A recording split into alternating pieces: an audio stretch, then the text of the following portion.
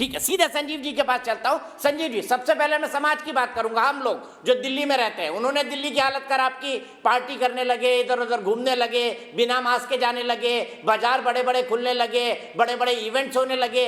लेकिन क्या सरकार की तरफ से भी कोताही नहीं थी? क्योंकि जो हॉस्पिटल बना कोविड का, जो मेरे ख्याल से छतरपुर के आसपास बना था, वो वाइंड अप हो गया। कई ऐसे हॉस्पिटल जो बने वो वाइंड अप हो गए, ये सोचते हुए कि शायद अब ऐसा कभी होगा ही नहीं। क्या ये हकीकत नहीं है कि मिसकैलकुलेशन हुआ सरकार से कुछ मुद्दों पर? देखिए दीपक जी, जब आज हम विश्लेषण कर रहे हैं तो हमें ये देखना और समझना पड़ेगा कि ये कोरोना का चौथा वेव है। अगर पिछले 3 वेव को हम एनालिसिस करें तो हम ये देखते हैं कि दिल्ली की भी बात करें तो 7 से 8% की सबसे जो वो पॉजिटिविटी रेट थी वो कमोबेश थी। तो कमोबेश अब अचानक ये 30% की पॉजिटिविटी रेट हमें दिख रही है। तो मुझे ये लगता है कि एक बात ज़रूर है, क्योंकि जब पीक पे था तो भी दिल्ली में 7-8% की पॉजिटिविटी रेट थी। फिर अचानक जब ये कम हुआ, उसी हिसाब से सरकार ने अपनी प्रिपरेशन करी। आज लगभग 30% पॉजिटिविटी रेट है।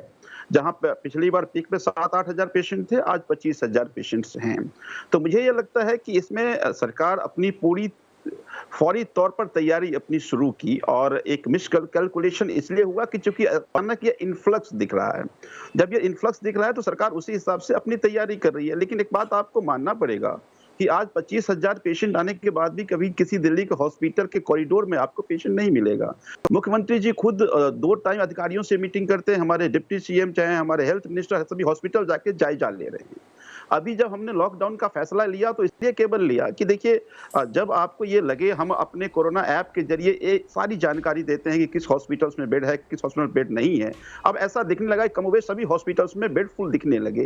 तो कोरोना ये लॉकडाउन के जरिए हमने कोशिश किया कि संक्रमण का दर थोड़ा कम हो, और हम हॉस्पिटल्स और बैंक्वेट हॉल, जो होटल्स में जो ऑक्सीजन का हम लोग वो बढ़ा रहे हैं, उस संख्या में थोड़ी वृद्धि और अपनी ठीक से तैयारी कर पाए, ताकि अगर इससे भी ज्यादा पॉजिटिविटी रेट हो तो हम उसको काउंटर ठीक से कर पाए। तो मैं ये मानता हूं, चूंकि बीच में कोरोना की जो ठीक है, पॉजिटिव मुझे रेट लगता उसमें है इसकी कमी तैयारी आई करनी तो होगी। नहीं, तैयारी रोज तैयारी कर रहे हैं। आप देखें, रोज 2000 2500 हम बेड की संख्या बढ़ा रहे हैं, ऑक्सीजन बेड की संख्या बढ़ा रहे हैं। ऑक्सीजन की जब कमी आई तो हमने केंद्र सरकार को, प्रधानमंत्री जी को चिट्ठी भी लिखा कि ऑक्सीजन की कमी हमारी हो रही है, जो हमारा शेयर था उससे ही कम ऑक्सीजन मिल रहा है। तो मुझे ये लगता है कि आज जब आपकी टीवी पे हम लोग बहस कर रहे हैं तो देश की दिल्ली की जनता ये जानना चाहती है कि सरकार क्या उपाय कर रही है। मुझे लगता है कि सबको मिलकर काम करना पड़ेगा। इसमें केंद्र सरकार को भी मिलकर काम करना पड़ेगा, उसमें राज्य सरकार को भी मिलकर काम करना पड़ेगा, उसमें जनता को भी साथ आना पड़ेगा।